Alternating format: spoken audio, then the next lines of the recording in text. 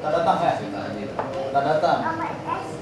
Abdurrahman bin Yazid ini yang Abdurrahman bin Yazid, abangnya Aswad bin Yazid. Semua keluarga Yazid adalah keluarga yang paling banyak ibadahnya, dan yang paling malas adalah Abdurrahman bin Yazid tuh. Kenapa paling malas? Sebab setiap malam dia hanya sholat berapa rakaat? 1000 rakaat aja. Paling malas di keluarga dia, Masya Allah, ibadahnya. Nah ini dia, Alqamah bin Yazid adalah pakciknya. Alqamah bin Qais adalah pakciknya tadi Abdurrahman bin Yazid, dari keluarga ahli ibadah. Abu Shibal al-Kufi, dia sebenarnya lahir di masa Nabi SAW masih hidup. Oleh karena itu para ulama menyebutnya sebagai mukhadram. Tahu ya mukhadram? Kita tahu ada namanya sahabat, yaitu orang yang jumpa Nabi. Tabi'in, orang yang tak jumpa Nabi. Ada lagi mukhadram, dia berjumpa dengan Nabi, dia hidup di masa Nabi tapi tak jumpa dengan Nabi. Itu Alqamah bin Qais. Alqamah bin Qais di Kufah, dia sama seperti Sya'bi di Kufah.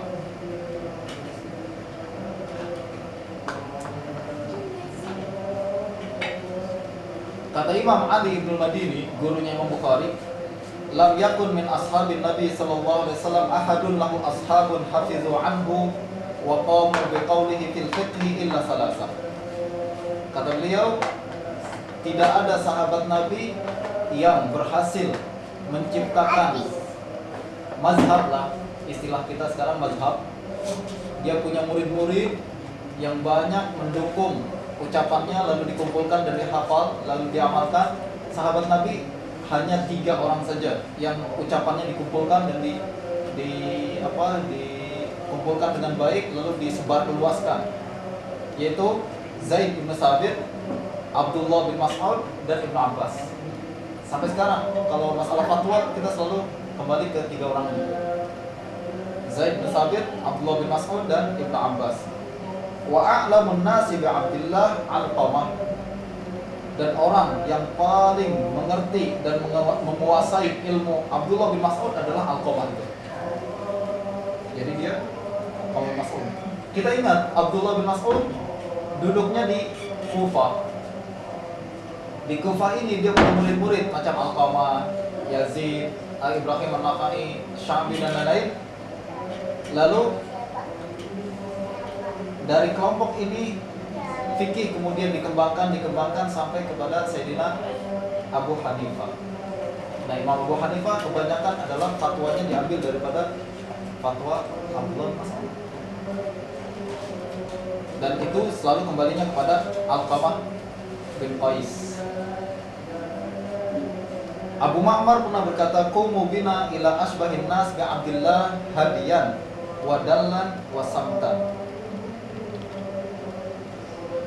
Dia pernah mengajak orang untuk, mari kita datangi orang yang paling serupa, mirip dengan Sayyidina Abdullah bin Mas'ud, ibadahnya, sikapnya, dan sifatnya.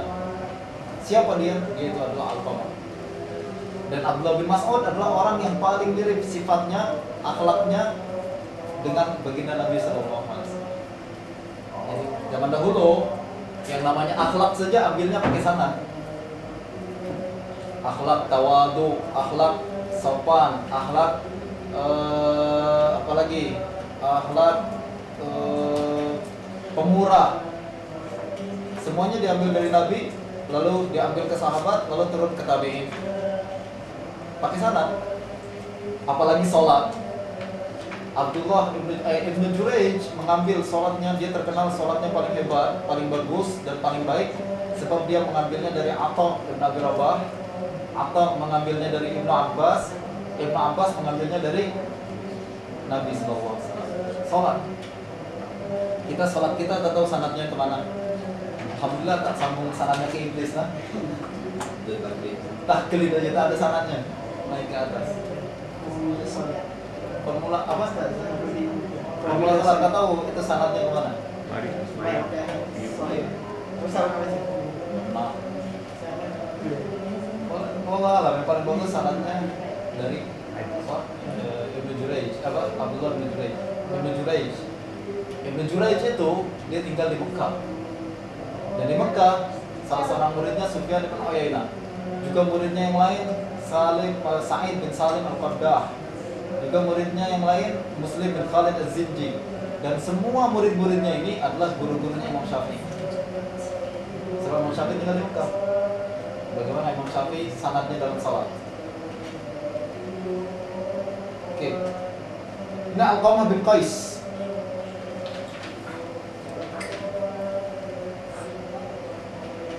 Kata Imam Abdullah bin Mas'ud kita pernah ceritakan dulu di hari Selasa. Dia adalah orang yang paling menguasai hadis Nabi dan menguasai Al-Quran. Dia berkata, ma aqra'u syai'an wala a'lamuhu illa Alqamah yaqra'uhu aw ya'lamuhu.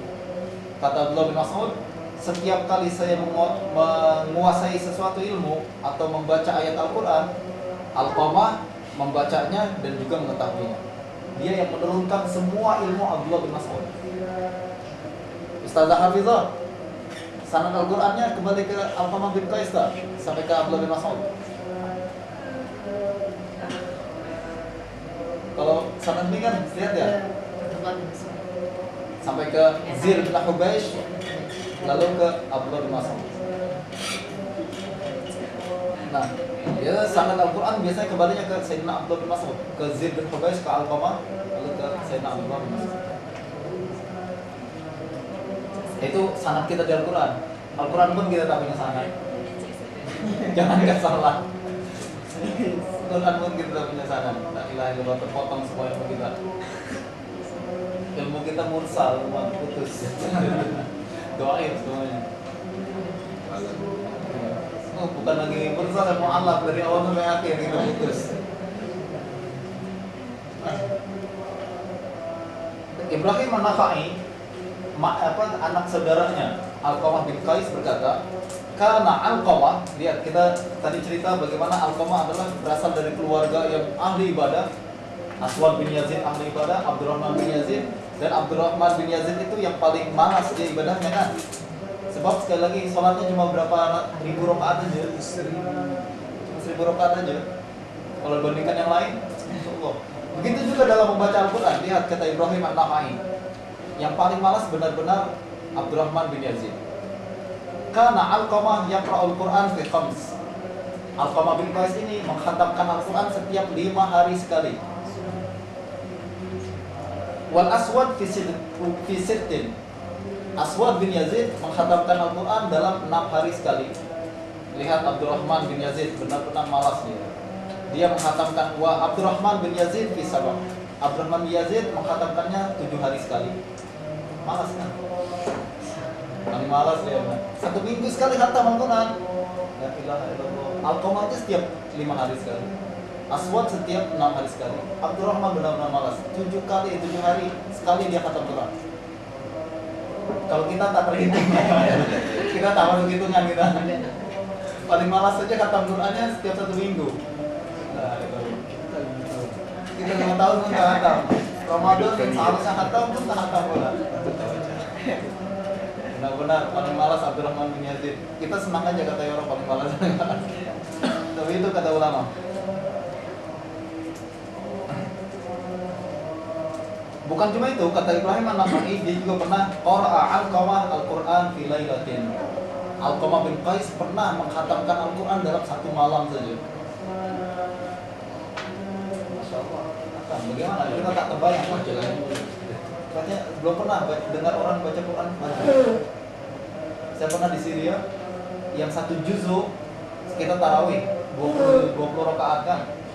Kalau biasanya kita 20 rakaat 1 juzuk khatam setiap bulan, setiap malam.